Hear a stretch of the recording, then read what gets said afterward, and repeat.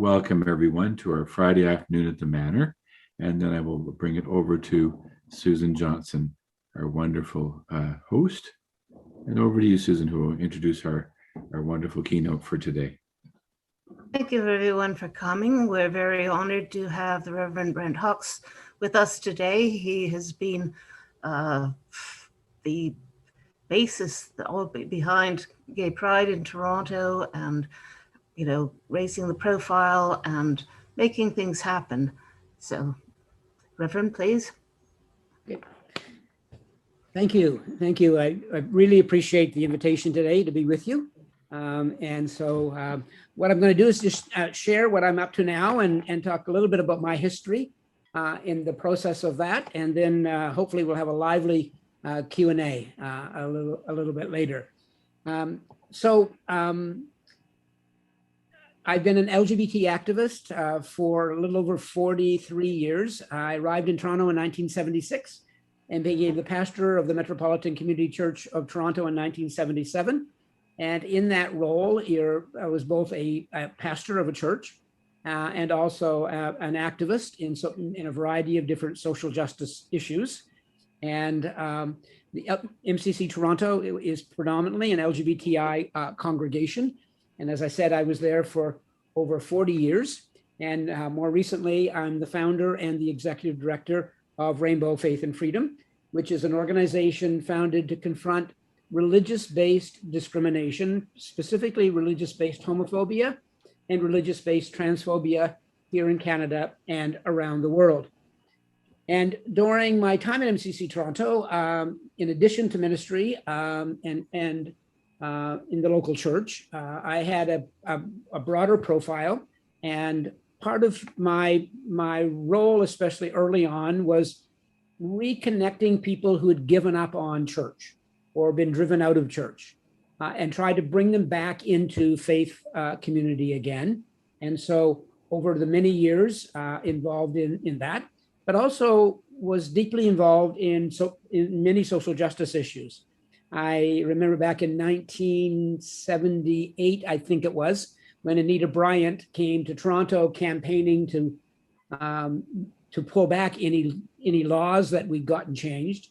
She was doing a crusade throughout North America, and she would go into different cities and organized for those cities to roll back the progressive gains that she made. And when she came to Toronto, she was going to be singing and campaigning for that at People's Church.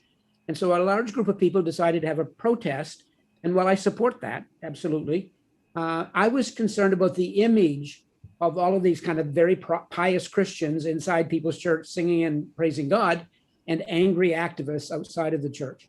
So in addition to the protest, I organized an interfaith service in support of LGBTI human rights, or in the old days, what we would call gay rights. And so we had this interfaith service, and we had the moderator of the United Church, the first woman ordained an Anglican priest in Canada, a Jewish rabbi, and we're there. And the Reverend Bob Wolf, who started MCC Toronto, was the guest preacher. And it was covered on all of the TV stations. And this is the first time that an LGBT-led religious worship service was covered on TV. And the reason why I thought that was important, because whenever the religious right are able to frame an argument, God versus gays, holy people praying, angry demonstrators, then we always lose.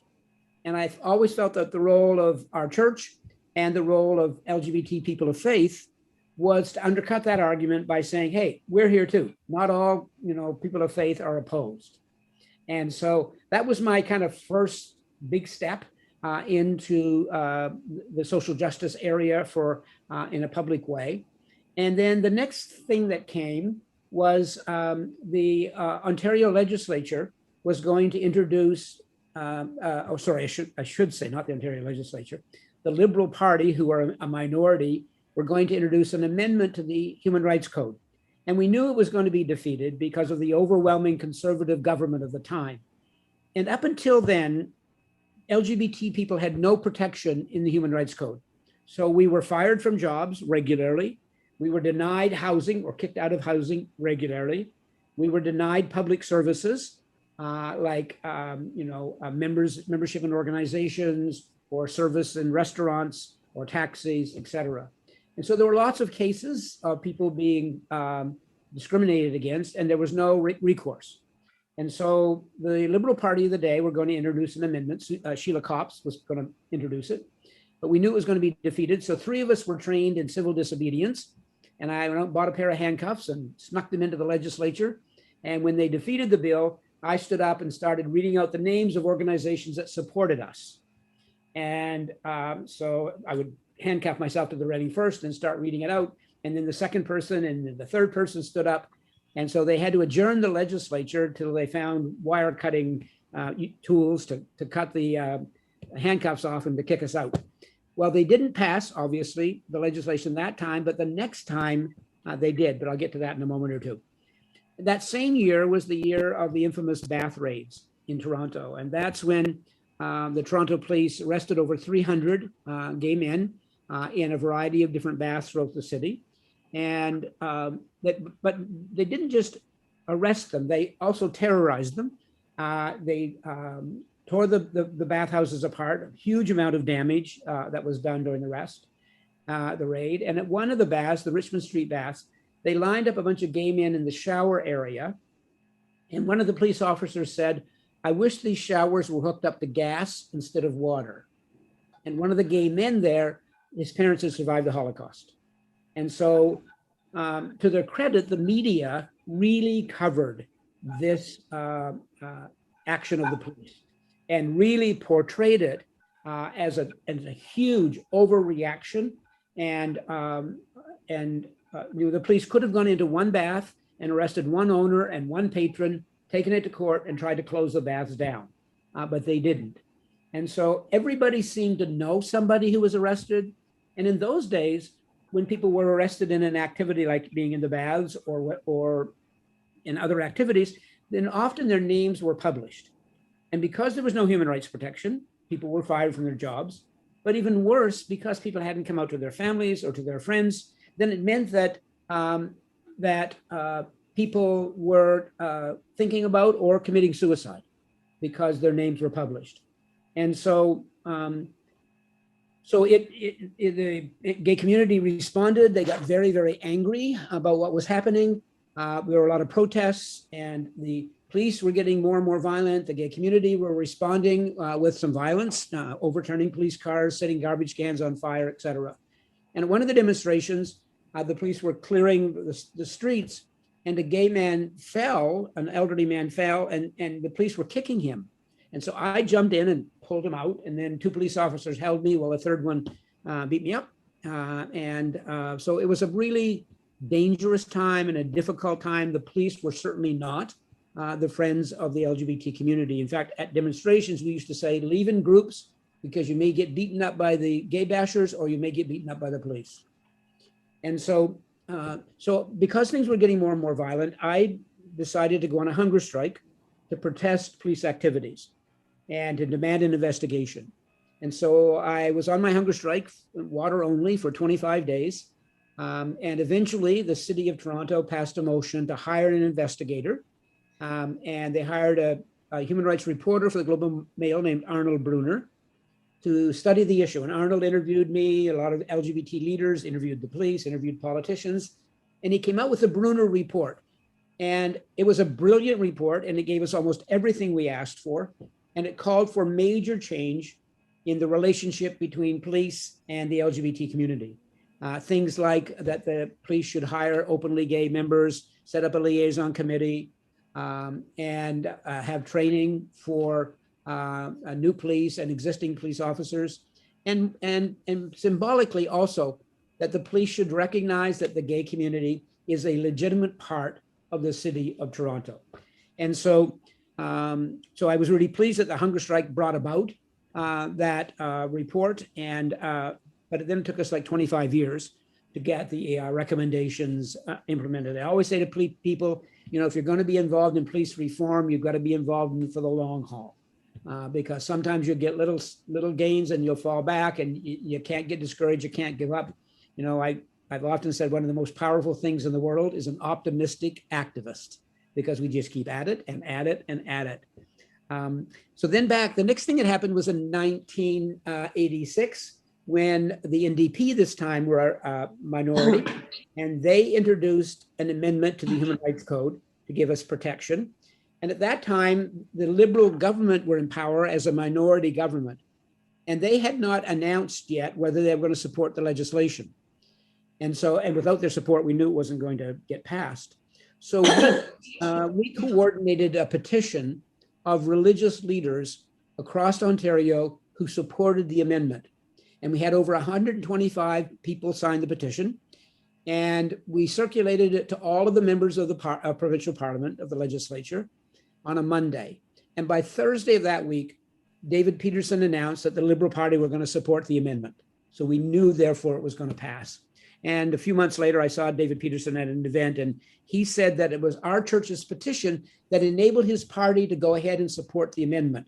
Because he said, up until then, the Liberals were being hammered, particularly in rural Ontario, by evangelical Christians and by Catholic bishops. And so they needed more religious support, and that's what brought about the petition that we got together. So after that, the next issue was relationship recognition, because up until then, our relationships were not recognized in terms of pension, in terms of joint custody of children, and in terms of things as basic as hospital visitations. So John and I, my partner, we've been together 40 years. In those days, would have gotten sick and been in intensive care. The other person would not have been allowed to even visit them because we were not defined as family. So we couldn't get into intensive care. And so a bill to recognize our relationships was introduced. And unfortunately, there wasn't enough support and it was defeated. And folks were very, very angry, as you can imagine, because of the emotional attachment to having our relationships recognized. And then the next issue after that was equal marriage, but I'll come back to that in a few moments. So, in fact, I'll come back to it right now. So, in the fall of the year 2000, 8 couples had gone to City Hall to ask for a marriage license. 8 gay lesbian couples for a marriage license, and the city said, "Unfortunately, we can't give you your license. We want to, we would like to, but we can't." Because in Canada, marriage is governed by mainly the province and the federal government. The federal government decides who can marry, and the province decides who can officiate. So there's kind of a dual role between the two. And so they said, we can't give you a license because neither the provincial government nor the federal government have supported it. And so those 8 couples took the city, the province, and the federal government to court. And while the court cases were starting out, our lawyer, Douglas Elliott, the lawyer for the church, Metropolitan Community Church, he was intervening with the other lawyers on behalf of their case. And in one of their meetings, Professor Kathleen Leahy, professor at Queen's University, she had done some research into marriage law in Ontario, and she found that in Ontario, there's 2 ways to get married. There's the typical way today that most people get married. They go to City Hall, they get a marriage license, and then they go to a rabbi, a priest, an imam, and ask for them to officiate at the ceremony. And so it's the combination of getting the marriage license from City Hall, along with having an official ceremony where the documents are signed and witnessed and the couple are married. But there's also a second way to get married in Ontario, and in a couple of 3 other provinces in Canada, although it's generally being done away with. And that's called the reading of the banns, BANNS. And that's where a couple would go to, in the Christian sense, their pastor, and they would say to their pastor, that they wanted to get married. And if the pastor decided, and clergy have always had the freedom to say yes or no, and if the pastor decided yes, that he would marry them, then the pastor would read the banns 3 Sundays in the congregation. The assumption was, it's an old-fashioned assumption, but the assumption was that everybody in the congregation would know these people. And so if they didn't meet the criteria, somebody could speak up. And in that section on the banns, it said, official objections were things like The people are brother and sister, and so they shouldn't get married. One of them's already been married. One of them's underage. One of them's not mentally competent to make the decision, those kinds of things. But in that section of the act, it said any two persons. It never said in that section male and female. And so Professor Leahy said to Douglas Elliott, Douglas, I think Brent can already marry gay couples, because I had a license at that time to do weddings, but it was weddings for straight couples. And so Douglas approached me and said, would you consider it? I said, yeah, but let me talk to my board. I talked to the board and they enthusiastically said yes. I think we all had no idea what we were really getting into in terms of the magnitude of what was about to happen. So on December the 10th, 2000, we announced at our church that beginning in January of 2001, that we would begin marrying LGBT couples. And so on December the 10th, we read the banns for the very first time in church. And we chose a lesbian couple and a gay male couple. We wanted two couples, so there was both male and female represented. And so we read the banns. There were no objections. And I said, hearing no objections, we will proceed with the second one, Sunday of reading the banns. And everyone stood up and they cheered and they hugged and there were lots of tears. It was a very exciting moment. Now, CBC was there. We leaked to CBC that we were doing this. And so they covered it. And so the second Sunday, the next week, I had gotten 2 phone calls that week from 2 individuals saying, Brent, we're going to come and object. And one of them was the Reverend Ken Campbell, notorious anti-gay crusader. And I debated him, argued with him many times. And he called and said he was going to come to object. And I said, Ken, here's how it's going to happen. And I will recognize you when you raise your hand, but please be respectful. It's in our worship service. It's during a service and stuff. And he said, no problem. And so I said, the 2 couples' names want to get married. Does anyone know of any lawful reason why they may not? And Ken put his hand up and I recognized him. And he said, I object because the Bible says it should be a man and woman. And so I said, and then the second person objected for the same reason. And then I said, well, hearing your objections, I rule that your objections are not legal. And we will proceed with reading the banns. It felt very powerful as an agent of the state to be able to make that declaration. And again, everyone cheered and celebrated. And the third week, 2 more people came and objected. And they objected for exactly the same reason that the Bible says. And I, that day, did the same thing. We heard their objections and I ruled that their objections are not legal because it wasn't one of the criteria in that section of the act, and that we would proceed with the weddings. And again, cheering and celebrating and tears, and it was amazing. So during that time frame from when we first started it on January the 10th until, December the 10th, until January the 14th, 2001, during that period, one of the media came to me and said that they had done a public opinion poll just before our announcement, coincidentally, in terms of what percentage of the Canadian population supported equal marriage, gay marriage. And then after the weddings, they did another one. And the reporter said it was the biggest shift in public opinion on any social issue in the history of Canada. And that was because everybody was talking about it.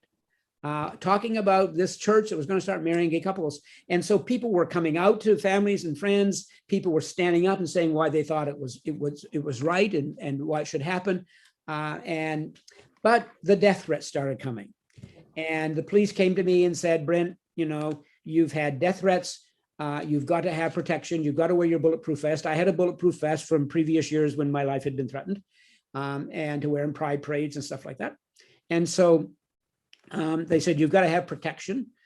So on the night before the weddings, I called my family in New Brunswick and I said, I love you.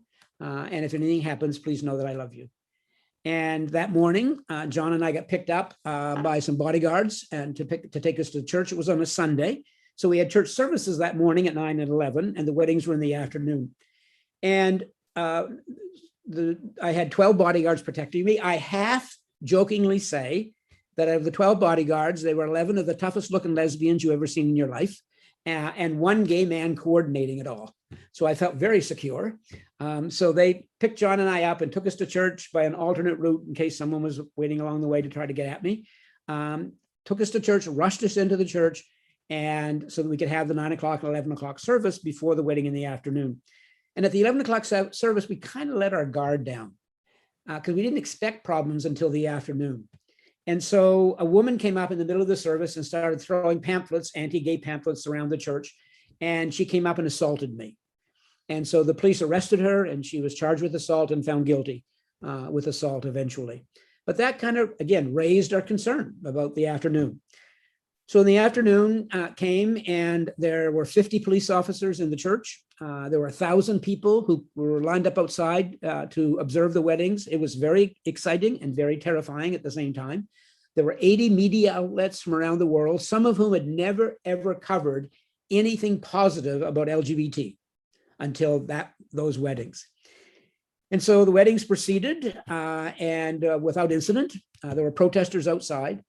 And at the end of the ceremony, I declared the male couple and the female couple duly married, and according to the publication of the banns. And people stood and applauded and cried and applauded and cried and cheered, and they were just so excited to witness this moment. And afterwards, a picture of me in the middle with the male couple and the female couple was on the front pages of all of the newspapers. As I said, some positive coverage in places around the world that had never had positive coverage before. But again, because of the continuing death threats, I couldn't leave my house for 2 weeks without a bodyguard, and couldn't get a newspaper or get milk or go for a walk and stuff. It continued to be pretty scary. The government of the day, the Mike Harris government, announced that they would not recognize the weddings. They wouldn't register them. And so we sued them. We took the city, the province, and the feds to court. And we asked the judge to join our court case with the 8 couples who had already sued for recognition. And the judge did that. And then we eventually won the court case that it was discriminatory not to allow gay couples and they should be allowed to marry. But the judge delayed her decision for 2 years, put her decision on hold, for 2 years to give the government's time to make the legislative changes and all that kind of stuff. So then the government appealed our win, and it went to the appeals court, and we won at the appeals court, but the appeals court ruled that the marriages had to be effective immediately, no more waiting. And they also backdated their approval to include our weddings. So that's what made January the 14th, 2001, our weddings, the first legal same-sex weddings, certainly in Canada, and we think in the modern history of the world. We planned our day because we knew that the Netherlands had already decided to give equal marriage, and they were going to do it on February the 1st, so we planned ours 2 weeks before them. Not that we're competitive, but anyway, we were, and we won. So we won the appeals case. It was ordered to be effective immediately, backdated to approve ours. But then the Harper government decided to have a free vote in Parliament on it. And we won that free vote. And so that's what made equal marriage legal in Canada. And we've seen it now spreading around the world. So that's, and as a result of that, in 2007, I was appointed to the Order of Canada. It was I didn't even know I was nominated. You're not supposed to be told when you're nominated, so I didn't know. And I got a call one day, and my assistant at the time said, Brent, there's a call for you from the Governor General's office. And I thought it was because of someone else at the church who had been nominated, and they were calling me for a reference. And so when I picked up, when I got on the phone, the woman from the Governor General's office said, Reverend Hawkes, I hope you'll experience this to be a very pleasant phone call. And I thought, maybe it's not about someone else. And she said, the nominating committee for the Order of Canada, headed by the Chief Justice of the Supreme Court, has nominated you for the Order of Canada. Would you accept? And I said, does anybody ever not? And she said, yes. Some people from Quebec have not, and other people who are too shy have not. And I said, yes, and I'd accept. And she said, you can't tell anyone except for your partner until it's announced in a few days. And so I ultimately was flown to Ottawa, John and I, and was given the Order of Canada by Governor General McCargeon. And when she pinned it on me, she said, Brent, this is for all of those years working for inclusion. And it was really an amazing moment. In 2011, I officiated at the state funeral for the Honorable Jack Layton, who was the head of Canada's official opposition at the time, a good friend, and a really, really good friend of the LGBT community, and a huge supporter. That service was watched by 4 million people. And as the announcers were talking about it, they said who I was and my gay activism, et cetera. And there were some amazing, beautiful stories of people watching that program. One of them, a mom knew when she heard that I was going to be officiating. She had her 14-year-old son. She said, I want you to watch the service. And she thought he was gay, but he'd never felt comfortable coming out to her. And so they were sitting there watching the service. And at one point during the service, I made a reference to John, and I said, John, my husband. And she said, his face just lit up. Right. And so it was pretty amazing. In 2015, I was appointed to the Order of New Brunswick, my home province, for my human rights work. And I, as I said, was involved in the working on getting the Ontario Human Rights Code changed. So that's some of my background. And I want to talk now about the relationship between religion and sexuality, and between religion and human rights. And those relationships have historically been full of conflict. And activists all over the world have said that the main opposition to LGBT human rights is religious-based discrimination, particularly religious-based homophobia and religious-based transphobia. Now, I want to be clear, too often it's said religion is the enemy. And I think that's a huge mistake to use that terminology. It's not that religion is the enemy, it's religious-based discrimination that's the enemy. And so if we're ever going to help to change the situation where LGBT people are more included and get more rights, we have to deal with religious opposition, with religious-based discrimination. And in many countries around the world, religious leaders still have significant impact over public policy and over politicians. In fact, in some countries, politicians don't take action until they call the religious leaders and find out how they're supposed to vote on some of these issues.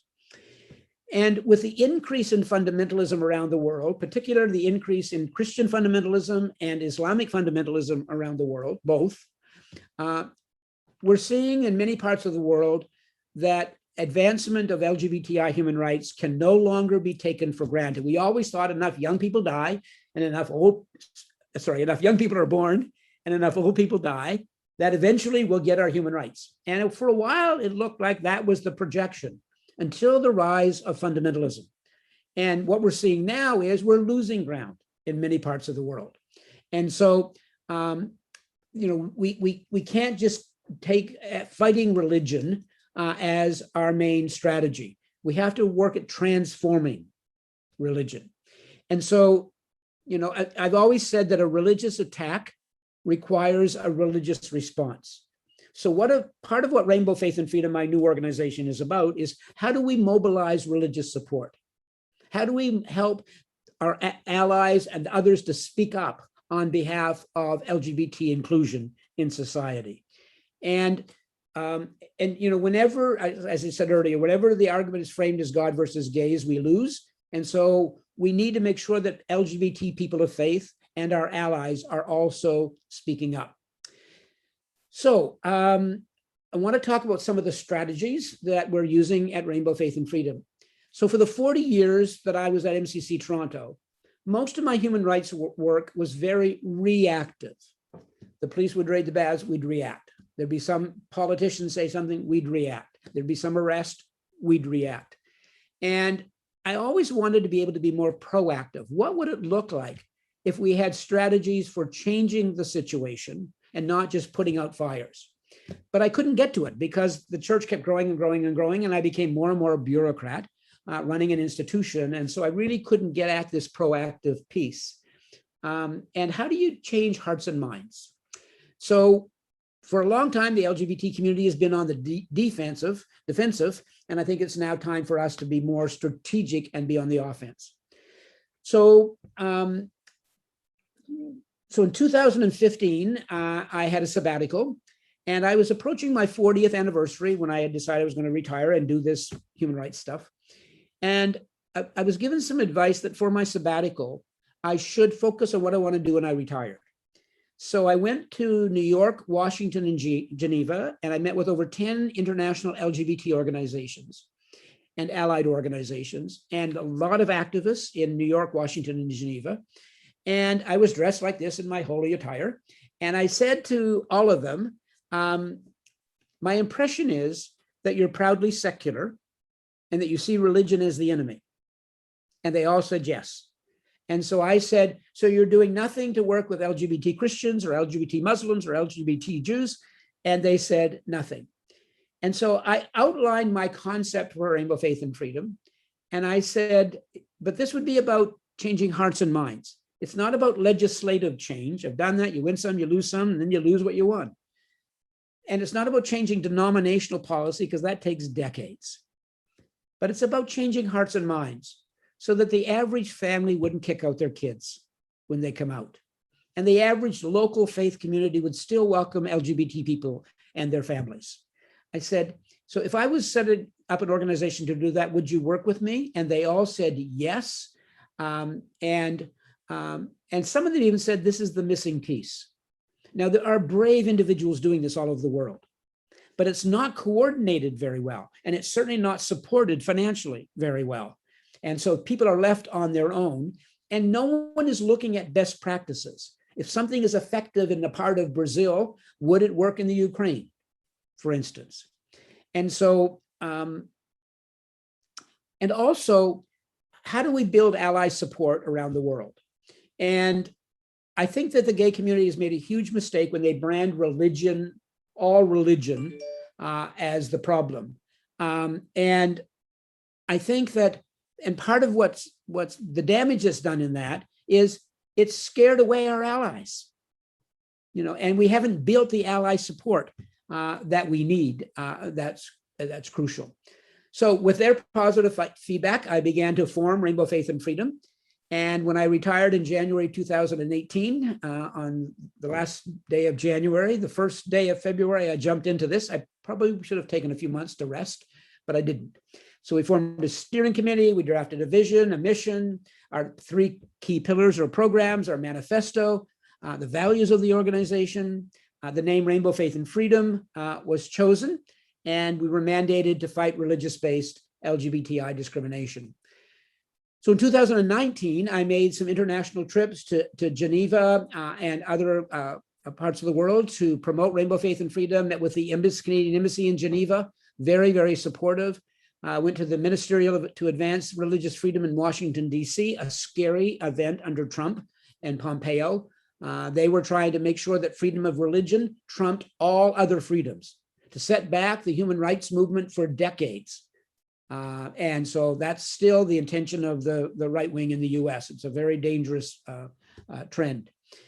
And so, and through these interactions, it became very clear that people felt that Rainbow Faith and Freedom's advent was very timely and needed. A lot of enthusiasm for what we were doing, seen as a missing piece of the puzzle. And so we continued to build the organization.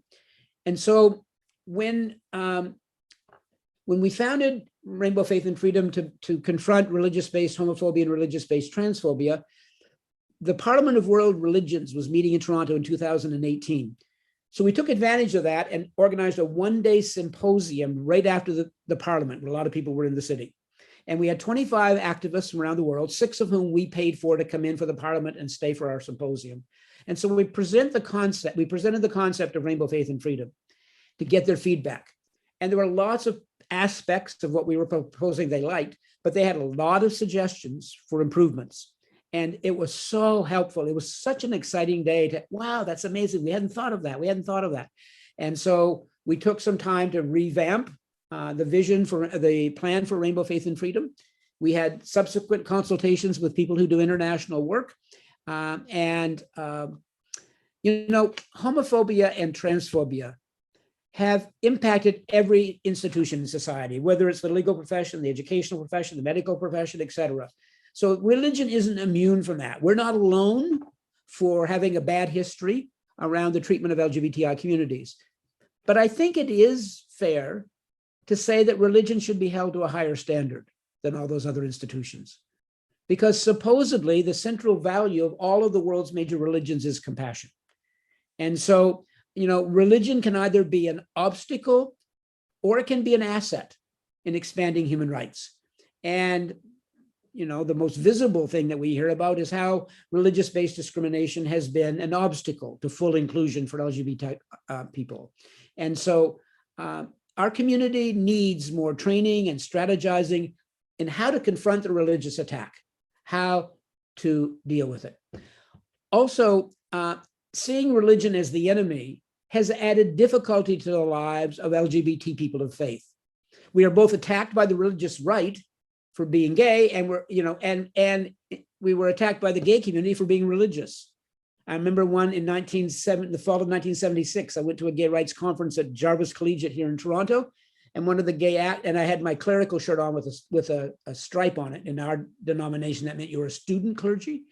And that gay leader came up to me and he spit on me, and he said, "You're selling out to the enemy by being a person of faith." So LGBT people of faith have not always felt welcome in some aspects of the gay movement, and I understand why. And so, again, needing to change that and to empower LGBTI people of faith to be viewed as an important part of the struggle to achieve equality and to help to build up human rights. So, according to the Global Philanthropy Project, spirituality is the most underfunded of the various strategies to achieve LGBT equality. And Rainbow Faith and Freedom is uniquely positioned to address the issues that I've laid out for you today. And we can be that voice helping to counter the religious attack. We can empower LGBT people of faith to be more effective spokespersons. And we can train organizations like Pride's in terms of how to respond to the religious attack. So as we participate in the longer term strategy of building religious support and transforming religious opposition, we need to represent a new approach.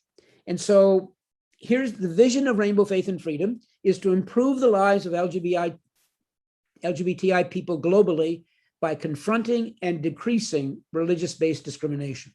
And our mission is to inspire faith communities and to inspire families to be safer places for LGBTI people by changing hearts and minds. And so we have 3 programs, 3 pillars. And the first is our Canadian pillar. And we recently had a report done looking at the landscape of faith-based, heterosexist, and transphobic discrimination in Canada. In Canada, we have equality in law, but that doesn't mean equality in practice. And there are lots of places in Canada where there needs to be change. And I've once paraphrased another person, Martin Luther King, who used to talk about the most segregated hour of the week is Sunday morning at 11, when Christian churches meet. And I would also say the most homophobic and transphobic hour of the week is Sunday morning at 11. And so we have a lot of work to do in Canada. Even though it seemed to be one of the safest places, we still have a lot of work to do. So this report took a look at faith communities, families, education, and healthcare, and looked at those 4 areas over the last 15 years and documented the extensive amount of discrimination that exists. And I'm not going to go through all the details of the report because I'm going on. And they'll just give you one non-religious example. Let's say you're in a gay relationship and you have an older partner and they need to go into a hospice. The last thing you should have to do is search around for a hospice that's going to be safe for your partner, or put your partner in a hospice and then worry about how they're going to be treated. And we're hearing more and more cases in long-term care facilities of LGBT people, seniors, being pressured to give up their homosexuality before they die, a kind of conversion therapy for the elderly, right? And so we as the community need to do that work. We need to identify which hospices are safe and let people know. We need to provide resources for hospices that want to do better. And we need to challenge hospices, frankly, that are homophobic and not safe. And that's just one example. I think the same thing is true for private schools or independent schools. Same thing is true for faith-based hospitals. And certainly the same thing is true for many religious institutions. The second program is our resource pillar. And that program, we got a grant last fall. We were able to give it a real boost. We've set up a portal on our website, rainbowfaithandfreedom.org, and we have over 200 resources there for people who are coming out and they are either gay and Christian or gay and Muslim or gay and Jewish, and they want to be able to maintain their spirituality while they celebrate their sexuality. There's also resources there for families dealing with a family member, et cetera. So making sure that there are resources there. And then the final pillar is our international pillar. There are still 70 countries in the world where gay and lesbian people are arrested for same-sex sexual relationships, having mutual sex, mutually agree upon sex between two adults in private, are arrested and put in jail. And in 10 of those countries, gay people are executed simply for being who they are. And if you go out in a satellite and look back on planet Earth, there are no national boundaries. We are responsible for each other. And so part of our job will be to partner with countries, partner with activist groups on the ground in those countries, and develop strategies for reducing the amount of religious-based homophobia and transphobia in those countries. We will be guided by the people on the ground. They are the experts. We're not the experts. This is not about imperialism or conversion. It's about trying to mobilize North American support to help people on the ground effect change in those areas.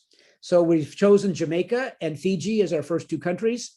We're working with our partners there to develop grant applications, and people are really excited to have the help. And this is going to be a really concrete way where North Americans can help. So in conclusion, there are brave individuals all over the world doing this work on religion and LGBT human rights. And how can we help? How can we support this important work? Religion is not the enemy. Religious-based discrimination is. And dealing with it will not only help families and both local faith communities to be safe places for LGBTI people, but will also eventually help to support legislative change. In closing, religion got us into this mess, and religion needs to get us out of this mess. So for more information about us, you can go to rainbowfaithandfreedom.org. Thank you, John Joseph and your team for the invitation today. And I'll stop and take a breath, and we can have hopefully some interesting questions and discussions and disagreements. And away we go. Well, thank you, Brent. That was absolutely phenomenal. And just as people, do people have questions? I have a few myself, but let's see if anyone else have questions. Or no, yes, no, yes, no, yes. So, well, question I would have, Brent, related to this, when you look at LGBTQ rights around the globe, but then would you say that rights for women are parallel to this? How would you put movement or discussion? In a sense, can you have LGBTQ rights if you don't have rights for women in a country? Or should we not be, I mean, I'm assuming, well, one can say, should we then be bring that into the loop of this? Because I think of many countries where women, the rights are below ground. And so what are your thoughts? Yeah, great question, John Joseph. So, I think, if I had the influence to be able to lay out, here's the agenda for achieving human rights, here's the sequencing, right? I think that would be helpful, but it doesn't always work that kind of, you do A and then B and then C and then D. It really varies in countries, but generally, I found that it's true that when women's rights are advanced and with civil rights are advanced, then gay rights can swoop in on the coattails of those two. And the women's movement and the people of color movement say that in North America, they are shocked at how much progress the gay community has made in such a short period of time. But we've been able to make that progress because of the work that they've done. The women's movement talking about, our bodies are our own and you have no say over our bodies and there should be equality. The civil rights movement talking about non-discrimination and differences should be respected. I mean, they paved the way for the gay community to make the progress we make. And another example I'll use is the Stephen Lewis Foundation, in terms of working on HIV/AIDS in Africa, found that the misogyny and the lack of rights for women really makes their work difficult. And when women have full equality, then they said that opens the door for them to be able to deal with HIV/AIDS. And when there's so much homophobia, it's hard for them to do their work. So they've expanded their work to support women's rights and to support gay rights so that they can really get at the issue of HIV/AIDS more effectively. So, so absolutely, I would say that progress in some of those areas helps. And I'll just use one other example. A bishop from Africa, an Anglican bishop, who was very gay positive, came to North America to speak. And he said, oftentimes North American Christians think all we have to do is go to these countries and talk about homosexuality in the Bible.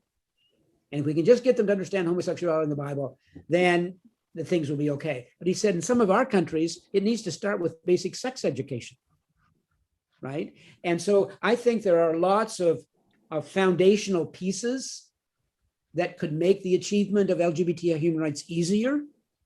And some people are working on those pieces. But we don't always have the luxury of saying, okay, we're going to put gay rights on the back burner while we focus on something else. You also have to go with people's passions and the timing, et cetera. But a great question. Any questions from anyone else? Susan. What bothers me, what's bothered me for the last, it's been going on more than 4 years in the US, it's the blatant hypocrisy that they either do not recognize or, address. It's like, it goes totally against all teachings, and I don't know, how do you fight that, or can you? Yeah, I think that it's been there's part of the problem is the way we approach scripture, and if you approach scripture as a rule book, then you have a lot of problems, frankly, because there's a lot of contradictions. The Bible both confronts slavery and supports slavery. The Bible both supports women's role in faith institutions and seems to demean it. In the book of Leviticus, it says women who wear red are condemned. It says women who commit adultery should be put to death. Delinquent teenagers should be put to death. Right? It says you shouldn't eat shellfish. And so there's lots of things in scripture that today we no longer pay attention to. But people pick and choose. And so they'll say, oh, no, we have to obey this rule, but we'll ignore that rule. And so, someone once said that a grade 3 education of scripture is a dangerous thing.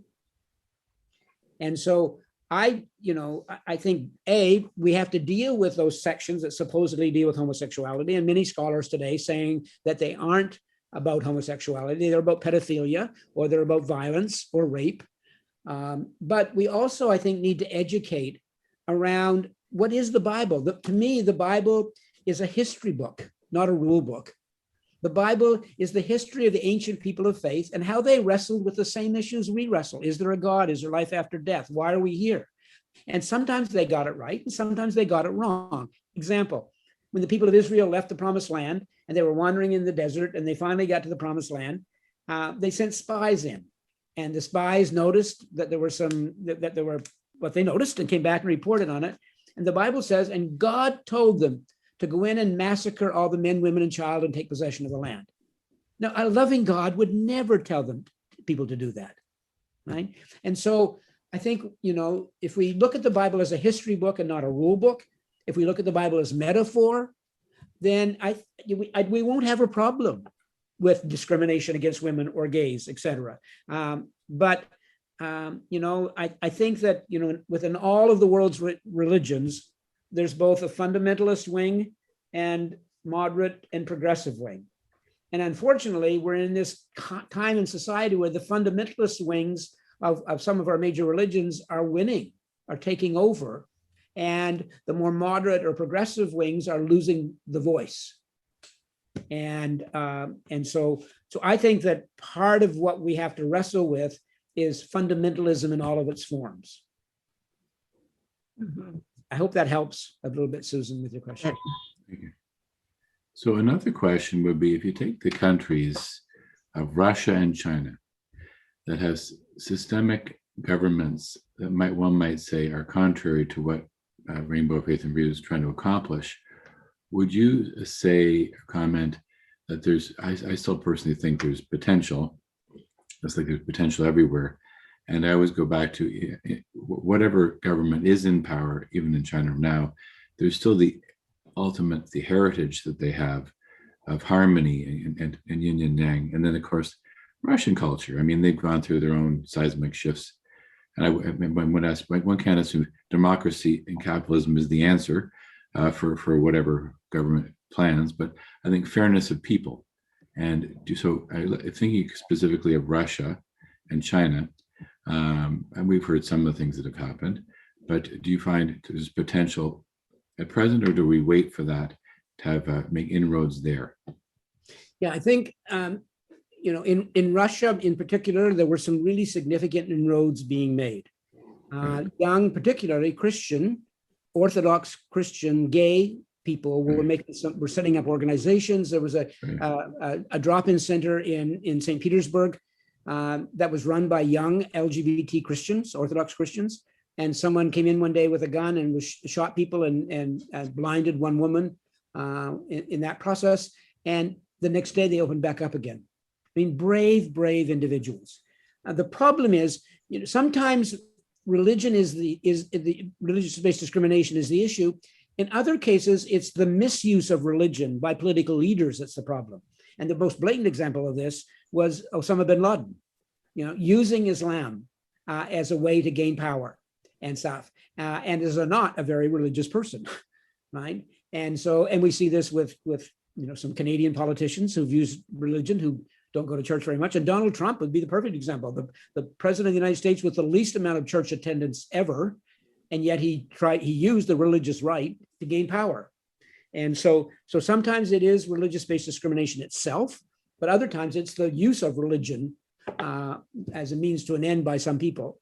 And so in Russia, we saw some progress happening and stuff, and then Putin, wanting to maintain power, got in bed with the religious leaders, basically, and so you have the awful situation of the Russian Orthodox Church and the violence that it perpetrates against pride parades on a regular basis, and now Putin banning, siding with the church. And Jesus had the situation, when the Romans and the political leaders of his day got together, and whenever the religious leaders, especially conservative religious leaders and political leaders, get together, people are in trouble, right? And so we see that in Russia.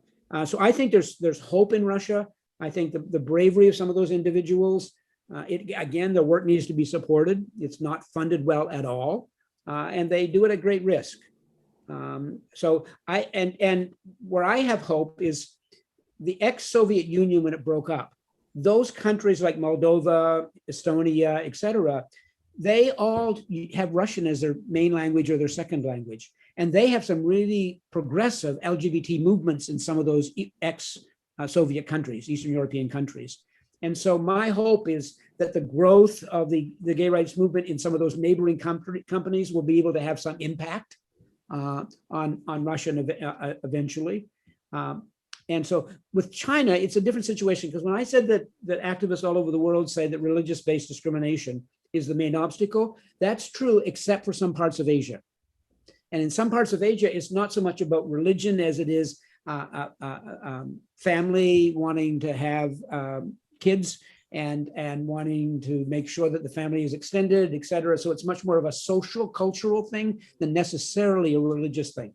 And so it's interesting, because if you look at Russia, China, and Cuba, all of them in a sense at some point proudly secular countries, under communism, they've not been very good to us. So it's there's a wonderful book by Jim Wallace called God's Politics, and he says in that book, whenever secularism meets bad religion will always win, because people want to believe in something. And by bad religion, he doesn't mean any particular faith, he means fundamentalism, right? And so in China, it'll be interesting to see where it goes, because there's a number of gay rights groups in China. And so there's a growing movement there.